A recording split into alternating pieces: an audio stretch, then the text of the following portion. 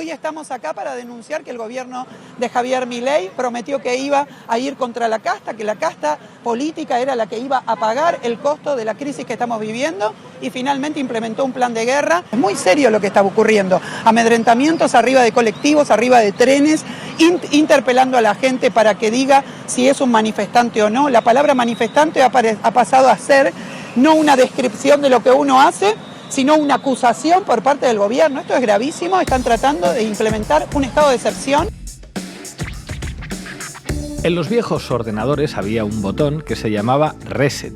Cuando ya nada funcionaba y estaba todo tildado, tocaba Reset y todo se volvía a iniciar. Te querías matar antes de tocar Reset, te daban ganas de tirar el monitor al piso, porque sabías que ibas a perder un montón de cosas. Una vez que con furia tocabas el botón, el sistema operativo volvía a funcionar, pero los avances de los jueguitos o las tareas escolares no guardadas se perdían. Horas y horas de trabajo a la basura. Milei no vino a cambiar el sistema operativo de la Argentina. Milei es el botón de Reset. Es un nuevo salto regresivo en las condiciones de existencia del pueblo argentino que desde la carnicería de 1976-1983 se debate en una espiral descendente. La espiral descendente consiste en ciclos de trabajos o mejoramiento de la calidad de vida del pueblo trabajador, seguidos por momentos agudos de destrucción de ese acumulado para así recomenzar varios escalones más abajo, por periodos cada vez más cortos que acumulan en volquetes existenciales y basurales sociales crecientes capas de población excluida. Cada salto se lleva las esperanzas de media generación de argentinos y la vida de muchos militantes que ponen su cuerpo como testimonio de testaruda resistencia frente a las injusticias. Milei es el hombre perfecto para ese gran salto, el shock que requiere la estabilización reaccionaria, un outsider que capitaliza con sus pelos despeinados la reacción social frente al pH del último gobierno, pobreza material más hipocresía política. En su cruzada macartista contra el marxismo cultural, Milei acierta en atacar a ese modelo nacido y criado entre las élites consumistas liberales del primer mundo, que puede cambiar sin inmutarse el lenguaje políticamente correcto del progresismo ilustrado con una realidad material crecientemente desigual y excluyente. Nominalismo charlatán de factura extranjera que cuando baja a nuestras semicolonias sudacas alienta completamente a la inteligencia de los proyectos nacionales y populares latinoamericanos, alejándolas de la realidad como si se tratara de un viaje de LSD. Milei es el hombre perfecto para ese gran salto, el shock que requiere la estabilización reaccionaria, un outsider que capitaliza con sus pelos despeinados la reacción social frente al pH del último gobierno, pobreza material más hipocresía política. En su cruzada macartista contra el marxismo cultural, Milei acierta en atacar ese modelo nacido y criado entre las élites consumistas liberales del primer mundo que puede combinar sin inmutarse el lenguaje políticamente correcto del progresismo ilustrado con una realidad material crecientemente desigual y excluyente. Nominalismo charlatán de factura extranjera que cuando baja a nuestras semicolonias sudacas aliena completamente a la inteligencia de los proyectos nacionales y populares latinoamericanos, alejándolas de la realidad como en un viaje de LSD. Milei es el hombre perfecto para cargar sobre sus espaldas el costo político de ese reseteo, un loco que tocó el botón equivocado y ¡kabum! Tierra arrasada para el pueblo y el loco al manicomio. Para los demás todo pasa, nadie se hará cargo de nada. La democracia burguesa, combinada con la lapidación mediática, es un excelente mecanismo para desresponsabilizar a la casta. Con que ruede una cabeza, basta, todo sigue, todo pasa. El hombre era psiquiátrico, van a decir luego. Volvamos a la normalidad. No saben cuántos están especulando con esto en el mundo político argentino. Si total, nadie se la juega demasiado. Billeteras llenas, casas lindas, ninguno va a pasar la Navidad sin una mesa opípara, ninguno va a ser perseguido, ninguno va a sufrir la represión. Bueno, esto escribía ayer Juan Grabois en Diario Red. La motosierra del loco ya ha empezado su trabajo. Ha derogado las leyes que obligaban a las empresas a garantizar el abastecimiento interno de alimentos. También las que garantizaban que los supermercados señalizaran los precios más bajos de los productos básicos. También las que aseguraban la promoción industrial en zonas desfavorecidas. La ley de alquileres y la legislación que impedía la privatización de empresas públicas, entre otras. Pero la gente ha empezado también a salir a la calle. Hoy en La Base hablamos de Argentina.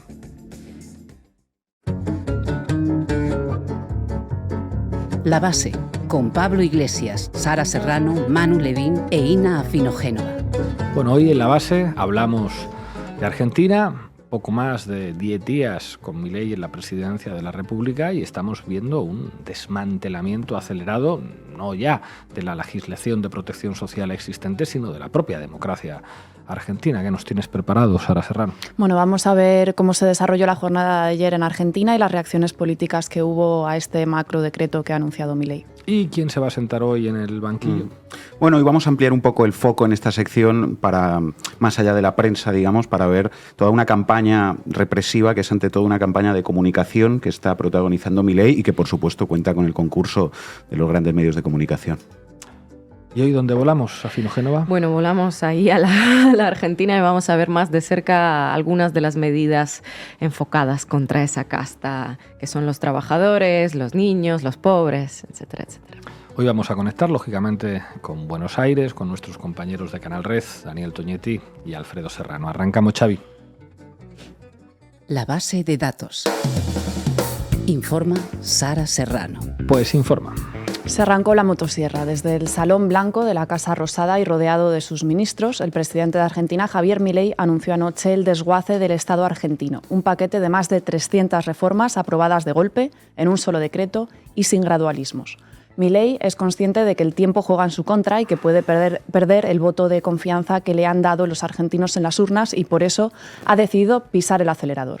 En un discurso televisado de poco más de 15 minutos, el actual presidente argentino enumeró 30 de las 300 reformas que contiene el texto, que será publicado próximamente en el Boletín Oficial. Luego Ina nos contará con más detalle en qué consisten, pero como adelanto, cabe decir que incluyen la desregularización del comercio interior y exterior, la derogación de la ley de alquileres, recortes de los derechos laborales, limitar el derecho a huelga y las privatizaciones de las empresas estatales. Desde hoy se podrá privatizar el fútbol argentino, los extranjeros no tendrán límites a la hora de comprar tierras y se podrán realizar operaciones en dólares sin ningún impedimento. Todo ello, según Milei, permitirá a Argentina volver a ser la primera potencia mundial, si en algún momento lo fue. Ya. La aprobación de este paquete de reformas viene amparado por la aplicación de un mecanismo, el decreto de necesidad y urgencia, que evita la tramitación de las reformas en el Congreso. Así es, ya lo anunció la actual canciller de Milei, Diana Mondino, poco antes de que éste asumiera como presidente. Iban a compensar la falta de legisladores en el Congreso gobernando por decreto, y efectivamente así ha sido.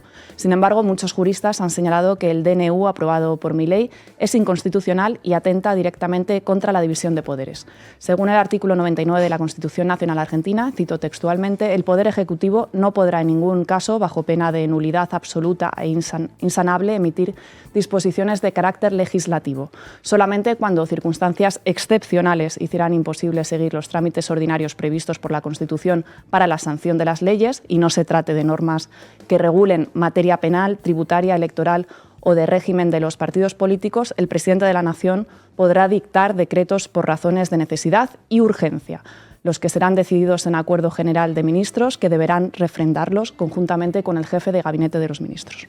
La Constitución es muy clara. El presidente no puede legislar. Solo tiene una herramienta que podrá usar exclusivamente cuando el Congreso no pueda hacer su trabajo en circunstancias excepcionales, que son los DNU. Y en cualquier caso, las reformas no pueden tratar sobre cuestiones penales, tributarias, electorales o relativas al régimen de partidos.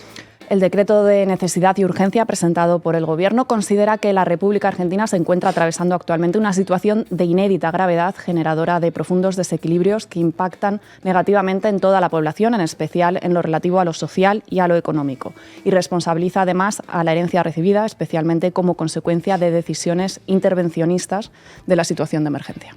¿Y qué puede pasar a partir de ahora, Sara? Bueno, pues una vez publicada la medida, en un plazo no superior a los 10 días, el jefe de gabinete de Milei debe remitir el texto a la Comisión Bicameral Permanente para que certifique que efectivamente se cumple con los requisitos fijados en la Constitución. Únicamente si ambas cámaras rechazan la norma, esta dejará de estar vigente. En cualquier caso, numerosas asociaciones de jueces han anunciado ya que recurrirán la norma ante los tribunales. Además del DNU, Milei ha anunciado que enviará también al Congreso una serie de leyes que, a priori, no puede cambiar por decreto presidencial. No esperará para ello a marzo, que es cuando empieza el año legislativo, sino que convocará sesiones extraordinarias y ha presionado a los legisladores para que voten a favor. Ha dicho los diputados deberán elegir entre ser parte del cambio u obstruir el proceso de reformas más ambicioso de los últimos 40 años para que Argentina vuelva a ser una potencia mundial. Esto dijo. Contadme cuáles han sido las reacciones políticas a estos últimos movimientos de Milei. Bueno, pues el Partido Justicialista ha señalado que el decreto de necesidad y urgencia de Milei es nulo e inconstitucional y el expresidente Alberto Fernández, a través de un largo hilo publicado en la red social X, ha denunciado que el DNU presentado por el Gobierno, que además califica de ilegal, no cumple con los requisitos de necesidad y urgencia exigidos por la Constitución y que el presidente y su ministro de Economía han repetido datos falsos, tratando de montar un escenario de caos para justificar su presentación.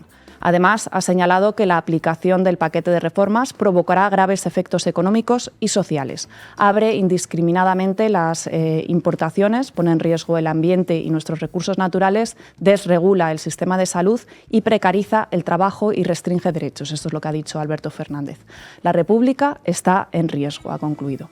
Otra de las voces más críticas con la decisión de Milei ha sido la del gobernador de la provincia de Buenos Aires, Axel Kicillof. Milei se propone privatizar todo, desregular todo, destruir derechos de los trabajadores, arrasar con sectores completos de la producción, rifar los clubes de fútbol y el patrimonio de todos los argentinos.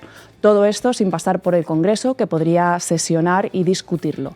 Le faltó decir democracia afuera. Esto es lo que ha señalado a través de la red social X. El rechazo al megadecreto de Milei también se dejó notar en las calles, ¿verdad, Sara? Pues sí, la tarde del miércoles, tras la lectura del decreto presidencial de Milei, decenas de miles de personas salieron a protestar a las calles, haciendo ruido con cacerolas y tocando la bocina para manifestar así su rechazo a las políticas anunciadas. Buenos Aires despertó con un enorme despliegue policial y los alrededores de la mítica Plaza de Mayo aparecieron blindados para evitar el acceso de los manifestantes y el corte de la circulación. Se trata de la primera gran manifestación desde que la ministra de Seguridad de Milei, Patricia Bullrich, aprobase el nuevo protocolo de seguridad para garantizar el orden público. La semana pasada, la ministra de Seguridad presentó una serie de medidas conocidas como Protocolo Bullrich, que contemplan sanciones severas para quienes hagan cortes de carreteras, los organicen, instiguen o sean cómplices de estos. Además, tal y como contó Ina ayer aquí en la base, Bullrich ha anunciado que aquellas personas que bloqueen las calles podrían incluso llegar a perder su derecho a recibir prestaciones por parte del Estado. El que corta no cobra. También pidió evitar la participación de niños en las marchas para no exponerlos al calor y a la violencia. Bueno, estas son medidas dirigidas, evidentemente, a la población más vulnerable y a aquellos que son el principal blanco de la motosierra de Milei, pues se les está diciendo que no pueden salir a la calle a protestar porque eso puede suponer no solo multas o detenciones, sino también que les quiten las ayudas sociales que necesitan para sobrevivir. Sí, a pesar de todo, mucha gente salió ayer a las calles en un ejercicio de desobediencia civil a las medidas represivas del Gobierno. Vamos a escuchar a Patricia Bullrich valorando las movilizaciones de ayer. Acá se terminó el vale todo. Es, como les dije antes, el inicio de una nueva etapa. Hoy no se cortó la 9 de julio. Hoy no se cortó el puente Pueyrredón. Hoy no se cortó el Metrobús. Hoy no se cortaron accesos ni rutas. La gente pudo ir y volver a su trabajo o a las actividades que podía realizar con total y absoluta tranquilidad. No hubo gente, no hubo madres ni padres con niños. No se vieron niños en la manifestación. Lo de mentir en la derecha es universal. Terminó el vale todo, es el inicio de una nueva etapa. En fin, mucho miedo lo que se viene en Argentina. Gracias, Sara. A ti. Milei, basura, oso la dictadura. Milei, basura, oso la dictadura. Milei, basura, oso la dictadura. Adelante, Manu. Terrible todo. Vamos, Xavi. Titulares al banquillo. El análisis mediático de Manu Levin. Bueno, George Orwell parece que se quedó un poco corto en 1984 porque, claro, todavía no había conocido a Javier Milei. Una de las claves de lo que está sucediendo en los últimos 10 días en Argentina y en particular ayer, además, por supuesto, del decretazo de Milei, que ahora Ina nos va a explicar más en detalle, no son tanto todavía las movilizaciones de protesta, que aunque han sido cualitativamente importantes y se prolongaron hasta la madrugada, están un poco verdes todavía, solo llevamos 10 días de gobierno, sino toda una campaña de represión sin precedentes en las últimas décadas, que es ante todo, y este es el punto hoy, una campaña de comunicación.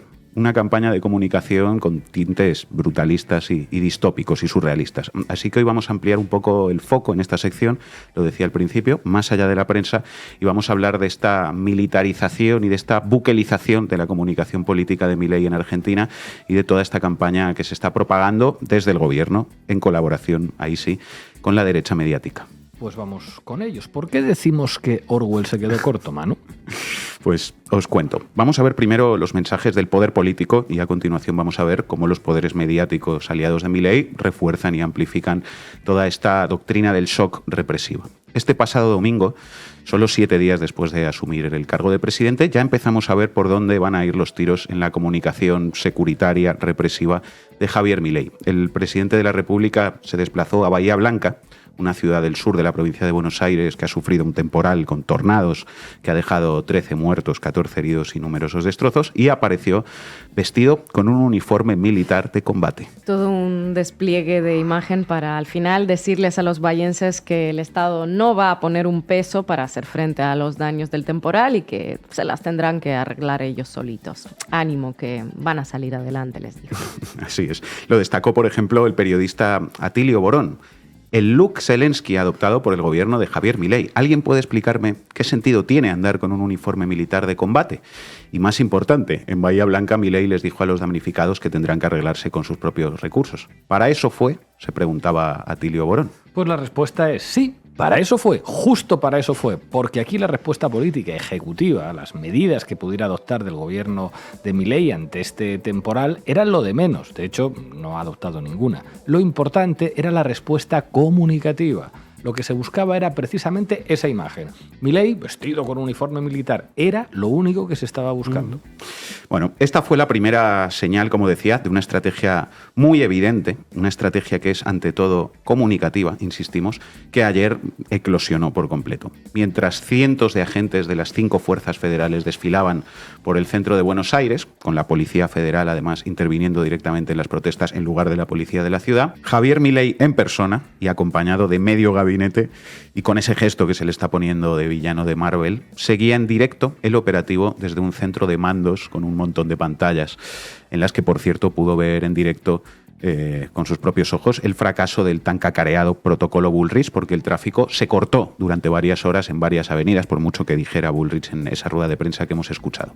Mientras tanto, las imágenes que se propagaban por los medios de comunicación de Argentina y del extranjero mostraban columnas y columnas de policías y gendarmes desplegados en un operativo que era completamente desproporcionado, pero que cumplía su objetivo. ¿Qué objetivo? ¿Eran necesarias las 5 fuerzas federales para reprimir una movilización de movimientos sociales que reunió a algunas decenas de miles de asistentes? Evidentemente no. ¿Era necesario que el presidente de la República en persona siguiera esta manifestación desde un centro de mando policial? Evidentemente no.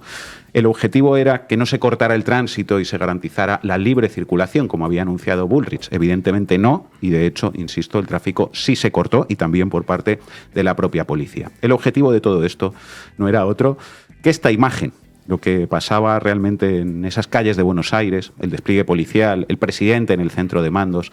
Seguramente Milei entiende todo esto como un decorado que debía servir para proyectar una imagen hacia el resto del país y de la población que ve todo esto a través de la pantalla de su teléfono o de su televisión. El objetivo no es reprimir una protesta en concreto, sino construir una serie de mensajes políticos. ¿Qué mensajes políticos?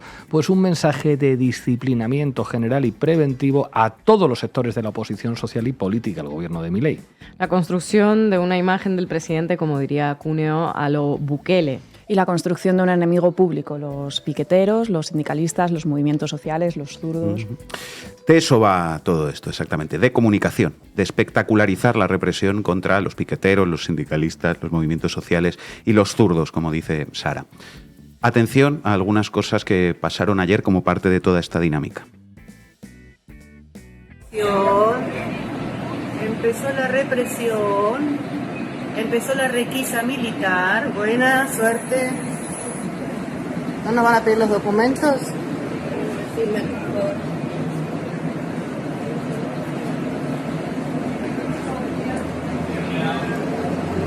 ¡Opa, opa, opa, opa! ¡Opa, opa! Nos están filmando, gente, nos están filmando. Esta es la represión. Esta es la represión de Macri. Policías subiendo al transporte público para buscar personas que llevaran una camiseta con alguna inscripción contra el gobierno y filmando a todo el mundo. ¡Viva la libertad, carajo! ¡Claro que sí! Dice que es libertario, pero no es más que un fascista. Ministerio de Educación, afuera. Congreso de la Nación, afuera. Derecho de manifestación, afuera. Democracia en la Argentina, afuera. ¿Se imaginan ustedes si estas imágenes del autobús se hubieran producido en Caracas? Yo también. Y atención a los mensajes que pusieron en Mupis y en Marquesinas y que pasaron por megafonía en las estaciones de tren. Recuerde que puede denunciar anónimamente llamando al 134. El Ministerio de Capital Humano informa. Si es beneficiario de un plan social, nadie lo puede obligar a cortar vías de circulación. Si cumple con la ley, va a mantener su beneficio. Si no la cumple y corta, no cobra. Si lo obligan a participar, puede denunciar anónimamente al 134. El que corta, no cobra. Si te están obligando, podés denunciar anónimamente al 134. Si vas a una manifestación, no cobras. ¿Escucháis esto, queridos amigos? Así es como suena la música de la libertad. Libertad para circular de casa al trabajo y del trabajo a casa para producir beneficios para la verdadera casta y nada más, amigos. En fin, para entender bien lo que significa esto de el que corta no cobra, que estamos escuchando tanto, es necesario conocer cómo viene funcionando esto de los planes, que son las ayudas a los más pobres arrancadas al Estado mediante la movilización social. En Argentina, desde hace muchos años, esto normalmente funciona así. Un movimiento social lleva a cabo una lucha, habitualmente con el repertorio propio del movimiento piquetero, es decir, hacer un acampe, cortar una ruta, hasta que consiguen negociar con el Estado y arrancarle un plan social para esas personas movilizadas. Es decir, no se trata de una relación individualizada entre el beneficiario del plan y el Estado, sino que hay un colectivo, un movimiento social, que es el que negocia ese plan y el que lo arranca y el que lo distribuye. Y eso es precisamente lo que este gobierno busca desarticular. Y ese es el mensaje con esto de el que corta no cobra. Es para decirle a los pobres, olvídate de organizarte en un movimiento social, que así no vas a conseguir nada. Es más, así vas a perder lo que tienes. Tú sepárate de esos zurdos de mierda y obedéceme a mí, que así tendrás tu plan y no te pasará nada. Se trata de desorganizar y de individualizar a los de abajo y de atacar el poder de los movimientos sociales, construyéndolos además como el enemigo público. Bueno, vamos a escuchar ahora al poder mediático. Vamos a escuchar un momento en La Nación Plus, una de las televisiones más importantes de la derecha mediática argentina, cooperando para instalar este mensaje. Para que veamos el tenor de este tipo de llamados, este era uno. ¿Ministerio de Seguridad? Hola, buen día. Hola, buen día. Sí, para hacer una denuncia. A ver, dígame. Yo le quiero decir por movilización, por organización, que me diga el nombre de organización, pues tengo muchos llamados. Sí, Movimiento Evita. Bien, Movimiento Evita. ¿Referente lo tiene? Sí, Cecilia Narváez. Cecilia Narváez. ¿Y qué le dicen? Y nos dicen que si no asistimos hoy a la marcha nos va a cobrar una multa de 8.500 pesos y que si el gobierno no nos da la baja nos lo va a dar ellos. Bueno, este es un poco el tenor de este tipo de denuncias que se están realizando, que habrá que investigar, que habrá que poner nombre y apellido, como se pone aquí, y ser investigado. La Nación Más reproduciendo en directo supuestas denuncias anónimas sin pruebas contra los malvados movimientos sociales que obligan a la gente a movilizarse. Digo supuestas porque hay un pequeño detalle. El movimiento Evita, que menciona el presentador y que es uno de los movimientos sociales más grandes de Argentina, no participó en la movilización de ayer. El movimiento Evita no se movilizó, pero los respetables periodistas de La Nación Más te sacan un audio que perfectamente pueden haber grabado un empleado y una empleada suya, en el que se señala y se criminaliza, incluso con nombre y apellido, a una persona que milita en ese movimiento social, que, insisto, no estaba ayer en la marcha. De eso va todo esto. Y 2 ejemplos más de la complicidad de esta empresa de comunicación, La Nación Más, con el mega ajuste y el proyecto autoritario de Milei. Así titula hoy el diario La Nación, la otra pata de esta empresa de comunicación. Privatizaciones, alquileres, bloqueos y prepagas, los puntos más calientes de la reforma que choca contra la casta. La reforma que choca contra la casta. La casta éramos nosotros, dicen ahora muchos trabajadores argentinos. Enseguida les explicaré contra quién chocan en realidad las medidas que decretó ayer Javier Milei. Un pequeño spoiler de lo que va a contar Ina. Juan Grabois hablando sobre esto en TN. Hoy se ha decretado la instauración de una monarquía absoluta en la Argentina. Alguien que me explique cuál es la necesidad y urgencia de derogar la ley de warrants de 1914 y leyes de la década del 50. Es decir, no es ni legítimo ni legal. Es absolutamente inconstitucional lo que sucedió hoy. Y ganar las elecciones no te da legitimidad para hacer cualquier cosa. Porque el día de mañana gano yo las elecciones y empiezo a tirar decretos, ¿no? Entonces nacionalizo todos los medios de comunicación. Y como gané las elecciones lo puedo hacer. ¿Pero de qué estamos hablando? Esto es una cosa que en ningún país democrático se puede aceptar, que un tipo con el discurso de la casta, no hay una sola medida, yo me leí rápido las 80 páginas del decreto, no hay una que afecte a ninguna casta, ni a la casta judicial, ni a los diputados, ni a los senadores, ni a los políticos. ¿A quién afecta? Clase media y clase trabajadora. Prepagas, le sacan el límite, pum, mañana te clavaron 100% de aumento.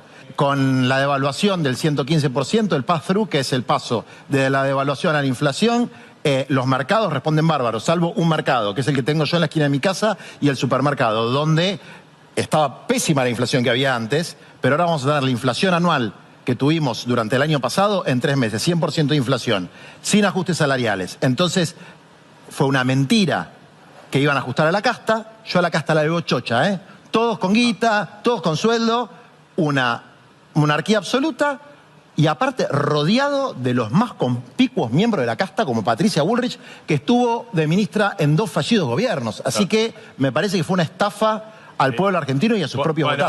Pues tampoco sonaba tan mal. Juan, ganas las elecciones y nacionalizas Clarín. Yo creo que si lo dices te votarían millones de argentinos. En fin, cristalino Juan Grabois en TN. Pero nada, si La Nación Más dice en su portada que la reforma de Milei choca contra la casta, pues tendrá que ser verdad. En fin. Un último corte que vamos a escuchar de La Nación Más. Atención a lo que estos periodistas al servicio del pueblo defienden que se debería normalizar en la Argentina.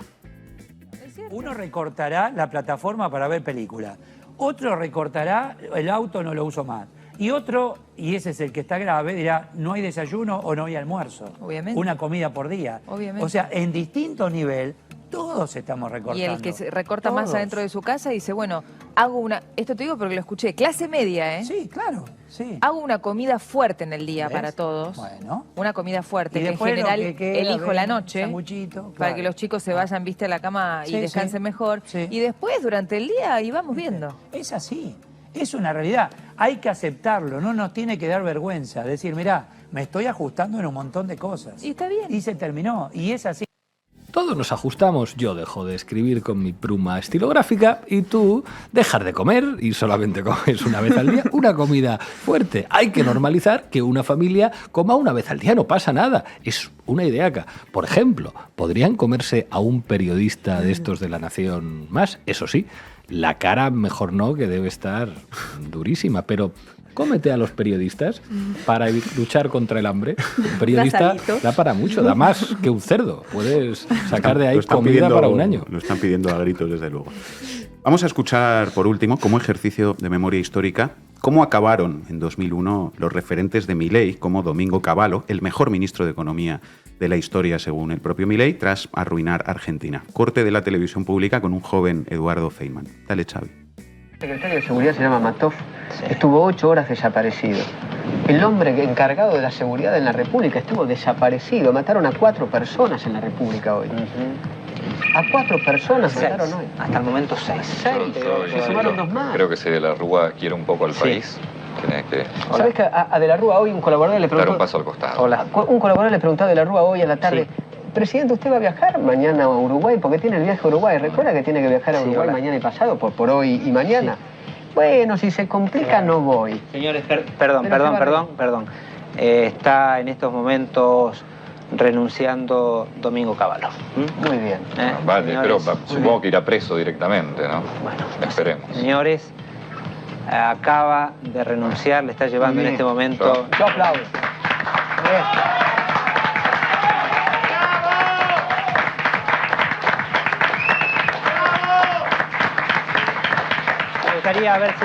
Me gustaría que avisarle a la gente. Se lo pueden avisar al móvil. Quisiera ver rápidamente quién está Ronen. La gente, ¿no?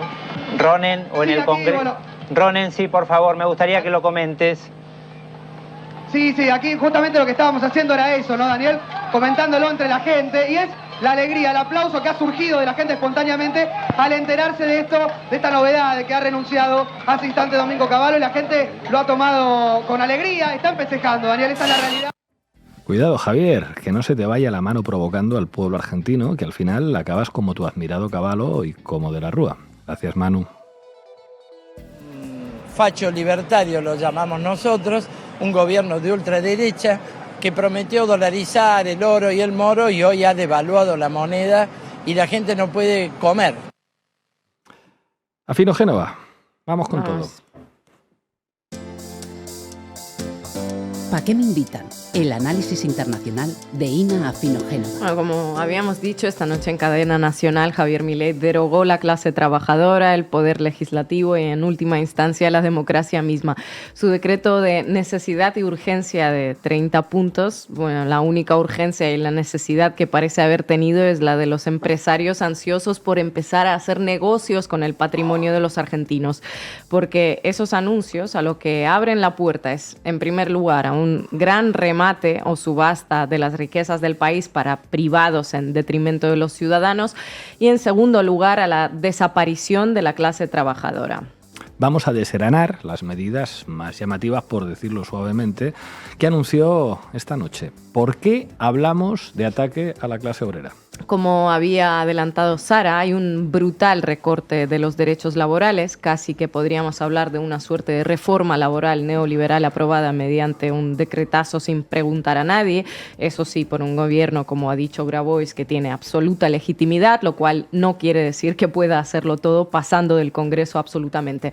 La serie de derogaciones que plantea abarcan unas cuantas leyes que estaban destinadas a proteger a los trabajadores de los abusos empresariales. Bueno, ahora, y para facilitar el proceso de generación de empleo genuino, tal y como lo describe el propio Milei, los empleadores podrán despedir más fácilmente a los trabajadores si los trabajadores afectan la libertad del trabajo mediante actos, hechos, intimidaciones o amenazas. O sea, que si participas en una huelga, entonces eso ya es motivo suficiente para que te despidan, ¿no? Parece ser, sí. El periodo de prueba se extiende de 3 a 8 meses, 8 meses en los que te pueden echar con preaviso y sin indemnización alguna. Se acepta la presunción de existencia de un contrato laboral si existe prestación de servicios y facturación periódica. Es decir, lo que en España se llama falsos autónomos o monotributistas en Argentina pasa a ser algo legal. Arréglate tú solito con tus impuestos y tu seguridad social. Es más, se abre la posibilidad de crear empresas contando con hasta 5 trabajadores independientes. A ver, Irina, explícanos esto de trabajadores independientes. ¿Independientes de quién? Bueno, básicamente independientes de protección. Soy trabajadora independiente, quiero montar mi redacción, pero no me sale garantizarles sus derechos a los redactores. Entonces no pasa nada. Si no son más de 5 personas, pasan como mis colaboradores, no tienen derechos laborales, ni yo tengo obligación alguna con ellos. Somos todos autónomos montando un emprendimiento productivo. Hay una parte interesante referente a las jornadas laborales. Se abre la posibilidad de que sean negociadas colectivamente. ¿Qué creéis que puede significar esto? Pues básicamente que si en tu empresa de trabajadores independientes llegáis libremente a la conclusión de que una jornada laboral tiene que durar 12 horas, felicidades, sois libres de currar 12 horas sin que nadie os imponga ningún descanso contra vuestra voluntad. Los trabajadores de Canal Red están hoy preocupados de que traslademos la redacción a Buenos Aires. Claro, porque a quién no le va a gustar, ¿verdad? Una jornada de 10, 11, 12 horitas, el día entero. Sí. Libertad.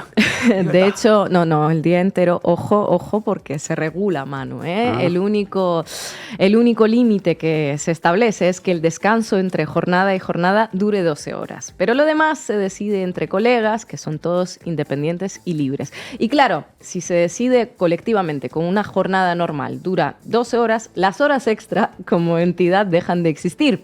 Por lo tanto, se dejan de pagar. Libertad.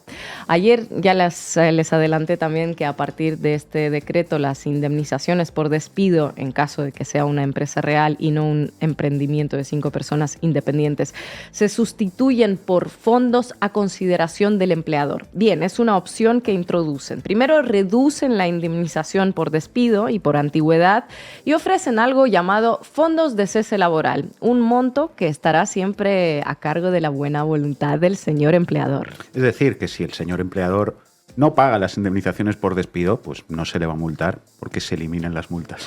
Así es, tampoco se va a multar a aquellos empresarios que tengan a la gente contratada en negro y si, por ejemplo, tu empleador te estaba asegurando que pagaba los aportes a la hacienda y en lugar de hacerlo se los quedaba él, tampoco se le va a multar. Libertad absoluta para los explotadores en serie, vamos. Vamos brevemente a otros avances de la libertad. Una de las cosas aparentemente más urgentes para el país fue la desregulación de los servicios de Internet satelital. En el punto 28 de su decreto, dijo Milei que se hace para permitir el ingreso de empresas como Starlink. Vaya, Starlink. Cuando ganó Milei, Elon Musk, que es el dueño de esta empresa, fue de los primeros en celebrar su victoria en la red social que le pertenece, X, antes Twitter, vaticinando una inminente prosperidad para Argentina. Claro, porque Milei le ha puesto el cartel de se vende al país entero, ¿no? Parece que la prosperidad era más inminente para su compañía SpaceX, que ahora podrá hacerse con ARSAT, la empresa de comunicaciones fundada por el Estado argentino hace 17 años. Va a ser muy fácil, además, porque las empresas públicas se transforman ahora en sociedades anónimas y de ahí a privatizarlas quedará un último pasito. Los clubes de fútbol también pasarán de ser asociaciones sin fines de lucro a sociedades anónimas. Según medios argentinos, Mauricio Macri ha estado buscando privatizarlos y convertirlos en un negocio desde 1989. Finalmente se cumple su sueño de que arrase con ello el capital privado. Una de las cosas que también destacan esta mañana es la derogación de la ley 27.113, que declaraba de interés nacional la producción pública de medicamentos y vacunas para su distribución en el sistema de salud. Bueno, parece que se deroga el acceso a vacunas e insumos a bajo coste. La casta también era la gente que se vacunaba, vaya por Dios. Y en general, toda esa gente que usaba la salud pública, porque entre otras cosas se eliminan restricciones de precios de la sanidad privada. Sumado a la desinversión en el sistema público que se planea, eso significará que la sanidad en Argentina pasará a ser un privilegio. Y para ir finalizando, unas últimas medidas que no son todas, ¿no? Pero las más importantes. Se deroga por decreto la ley de tierras que establecía que solo el 15% de las tierras rurales podían estar en manos extranjeras. Como imaginarán, a partir de ahora hay total libertad para venderlas todas a millonarios de cualquier lado del mundo. Y también se modifica la ley de manejo de fuego que prohibía vender o realizar actividades agropecuarias en tierras intencionalmente quemadas. Suponemos que a partir de ahora se podrá incendiar expropiar tierras sin consecuencias para posteriormente pasar a comprarlas a precio de gallina flaca. Todo esto contra la casta, eso sí, empieza el gran bazar del capitalismo argentino. Bueno, no sabemos qué opinarán los supuestos demócratas liberales de la derogación de más de 300 leyes por decreto sin pasar por el Congreso. Seguro que les parece todo muy democrático por acabar con las medidas tomadas por la dictadura. Esa dictadura cuyo partido ha perdido el poder en 2 de las últimas 3 elecciones. Vaya por Dios, es que ni eso saben hacer bien los zurdos de mierda, ni una dictadura en condiciones. Lo que sí podemos imaginar es lo que habrían dicho todos ellos si esto lo hubiera hecho un gobierno supuestamente izquierdista. Empezar a gritar dictadura a la primera de las derogaciones. No les haría falta esperar a las 300. Gracias, compañera. Lo que pasa es que acá todos tiramos piedras. Bueno, sí, todos tiran piedras, pero esta piedra que está acá la tiraste vos y le pegaste a mi hijo. Mariano, por favor, vení un segundo. Mariano, ¿estás seguro que fue él? No me hagas pasar papelones como el otro día cuando cortaron el puente Porredón. Estoy seguro, fue él. Bueno, pero él me tiró una granada de gas lacrimógeno. ¿Perdón, cómo? Le tiraste un gas lacrimógeno. Mariano, me voy a enterar. ¡Le tiraste! ¡Yo te mandé al Pellegrini! ¡Le tiraste! ¡Te quedas un mes! Peter Capusotto, ¿cómo nos gustaría que colaborara con Canal Red? Bueno, hoy nos acompañan 2 zurdos de mierda desde Buenos Aires, Daniel Toñetti y Alfredo Serrano. ¿Qué tal, compañeros? ¿Cómo estáis? Hola, ¿qué tal, querido Pablo, Ina, Sara y Manu? Estoy aquí en la Plaza de los 2 Congresos. De fondo, no sé si lo ven ahí. Ahí lo vemos. Es el Congreso Nacional. La noticia es que ayer Javier Milei, con su decreto absolutamente inédito en la historia contemporánea de la Argentina, hizo lo que podríamos llamar un fujimorazo. Casi tomó la decisión de legislar vía decreto. No hay un antecedente en los 40 años de la democracia argentina de un decreto de este alcance, y tomó la decisión casi de cerrar el Congreso. Yo les quiero contar, esto sucedió ayer a las 9 de la noche a través de Cadena Nacional, el presidente rodeado de su gabinete. Ustedes estuve escuchando atentamente el programa, hay muchos detalles de lo que fue el alcance de estos decretos, pero inmediatamente después de las palabras del presidente de la Nación se produjo una movilización espontánea en varios puntos de la capital federal, del conurbano, del Gran Buenos Aires y también de otros lugares del país. La primera protesta en contra del gobierno de Milei. Eso pasó anoche. De hecho, nosotros estuvimos allí, le pasé ahí unas imágenes que pudimos capturar a Sebastián como para que ustedes la puedan compartir. Y por otro lado, estoy aquí, insisto, de fondo se ve ahí el Congreso, donde se va a decidir la validez y la legitimidad y la legalidad del decreto de Javier Milei. Hoy a la mañana ya hay asambleas en diferentes ministerios. Los gremios aeronáuticos, por caso, que son 6, que están muy articulados a toda la cuestión de la aviación, del turismo y demás, están en periodo de asamblea. Ya se produjo una movilización de los trabajadores del Banco Nación.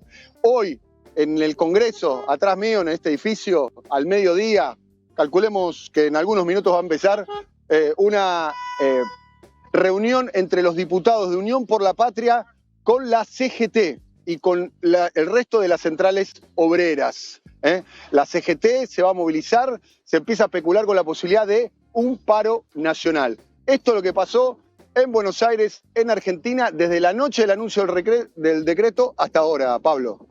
Quedamos con eso, la posibilidad de un paro nacional en Argentina. Nos acompaña también Alfredo Serrano, director de CELAC, también en Argentina. ¿Cuál es el análisis que hacéis en CELAC de estos primeros 11 días de Milei al frente de la presidencia de la República, de lo que ocurrió ayer con las marchas? Yo creo, Pablo, que han venido a librar una batalla cultural en toda regla. No han querido dejar pasar ni un minuto. Y tanto en la forma que habéis contado mucho de ello y en el fondo, en la cantidad de ejes de transformaciones estructurales que se están planteando, hay un objetivo central que es seguir avanzando en esta batalla cultural que pretenda transformar la Argentina en lo que fue Colombia durante muchos años, en lo que fue Perú y sigue siendo Perú, en lo que ha venido siendo Paraguay. Y es que la sociedad, la gran mayoría de la sociedad, tenga la resiliencia, y utilizo este término porque para mí ha sido de lo más interesante que Javier Milei ha utilizado tanto en el discurso de Asunción como en la primera alocución que hizo pública, la palabra resiliencia, que es, y usted la vi un poco comentado en un tono de broma y en serio, con estos periodistas que se están haciendo eco de solicitarle a la ciudadanía que ya está pasándolo muy mal, que tengan resiliencia para pasarlo aún peor, no importa que rocen el hambre, las penurias, la insatisfacción de necesidades básicas. Entonces sí creo que están planteando que naturalicemos en la Argentina, se normalice que la sociedad viva al borde, por afuera de los límites de unas necesidades básicas satisfechas, y creo que lo pretenden hacer desde el minuto cero. En el fondo, todo el arsenal de medidas tomadas en este decreto, unidos a las que hubo en el segundo día de gobierno, la mega devaluación y algunos otros aspectos, están intentando, yo creo, con un termómetro, midiendo precisamente cuál es el nivel de tolerancia, insisto, resiliencia de la ciudadanía argentina. La apuesta seguramente es que exista un poco de ruido, como contaba Dani anoche, que hoy siga habiendo ruido, mañana, y a ver en este pulso, insisto, que están dispuestos absolutamente a todo, en este pulso con la sociedad, contra la mayoría de la sociedad, si logran, porque además es interesante, necesitan la hiperinflación, por eso Milei utiliza con falta de rigurosidad, mintiendo a toda regla, Caputo, su ministro de Economía, y todo su eco mediático, esta hiperinflación de un 15.000%, una cifra que la ha sacado de la manga sin ningún tipo de base técnica. Precisamente necesitan esta hiperinflación, esta situación de nadie puede salir de esto bien y pidiéndole mayor sacrificio para que la ciudadanía empiece a aguantar y tolerar esto, insisto, en un modelo muy colombiano, muy peruano, que la gente empiece a acostumbrarse a, como decía el periodista que pasabais, a, bueno, si tienen que comer una o media vez, no pasa nada. A mí me parece que hay un tema de fondo, y al otro lado está, que yo creo que es interesante, la necesidad de hacer política. Lo que hizo ayer gran parte de la sociedad civil y lo que hoy podría seguir haciendo, y el paro nacional que se puede venir, y un poco las declaraciones de Axel Kicillof, gobernador de la provincia de Buenos Aires, anoche, planteando incluso al final de su tweet un término democracia afuera, planteando que esto es lo que está intentando proponer el presidente Milei. Creo que ahora veremos cómo también se rearticulan, se reconfiguran todas las fuerzas opositoras en todos los niveles, y yo creo que es donde se viene la gran disputa en la Argentina, que pueden ser de días, semanas o meses, veremos. ¿Qué tal, Daniel, Alfredo, compañeros? ¿Cómo estáis?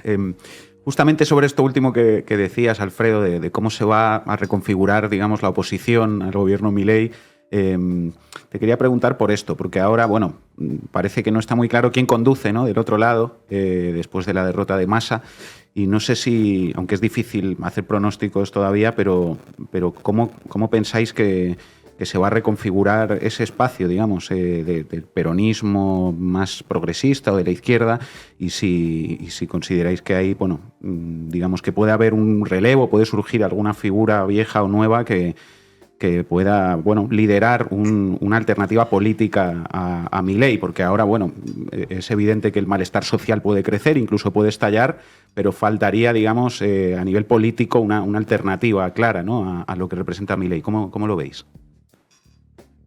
Yo creo que hay un mal cálculo por parte del gobierno de Milei y todo su gabinete, y es creer que la orfandad de ciertos liderazgos políticos que hemos notado en estos primeros días, una prácticamente silencio de los grandes líderes y lideresas. Cristina Fernández de Kirchner prácticamente no ha hablado, el candidato presidencial Sergio Massa tampoco ha hablado, el expresidente, más allá de algún tuit, Alberto Fernández, tampoco ha dicho nada, e incluso algunos precandidatos presidenciales como Guado de Pedro, ha habido un silencio. Yo creo que se confundieron con una ausencia de oposición. Suele pasar siempre que se gana una elección, y es confundir el resultado electoral con un gran apoyo político de la sociedad. Yo creo que eso está en discusión, y a partir de ahí me parece que la sociedad civil empieza a decir por aquí no. Yo primero creo que es la sociedad civil que no le votó. Este es el primer paso, pero es un paso importante, que no hayan dejado tiempo que pasar y se hayan ido a las calles pacíficamente a decir por aquí no, insisto, la que no le votó. Ahora habrá que ver lentamente y progresivamente cómo va reaccionando la ciudadanía que le votó en el balotaje, la que le votó en primera fuerza. Los gobernadores, sobre todo la figura de Axel Kicillof, siendo la provincia de Buenos Aires política y de padrón electoral la principal económicamente, ya se ha manifestado muy claramente anoche, y yo creo que van a ir surgiendo otros liderazgos. El caso de Juan Grabois, que no ha dejado de hablar durante esta semana de manera firme, valiente y clara, que yo creo que era necesario. Me parece que van a seguir apareciendo liderazgos más espontáneos y algunos otros más tradicionales, y el poder, incluso un cierto sector del arco mediático opositor, que siguen haciendo política y que afortunadamente esta semana también han hablado. Me parece que ahí se van a ir dando algunas, y seguramente, y yo creo que no es descabellado pensar, que habrá un sector del peronismo que acabe transando, que tampoco sería una novedad, aprendiendo de lo que ocurrió con Mauricio Macri en el 2015, para poder evitar que exista un quórum en el Congreso de tal manera que no se rechace el decreto el DNU, el de necesidad y urgencia. Y esto yo creo que también es otra pulseada para ver cómo se fragmenta el arco opositor y quién acaba transando con el radicalismo y un sector del peronismo que ya han dado a veces muestras de ello en el reciente pasado.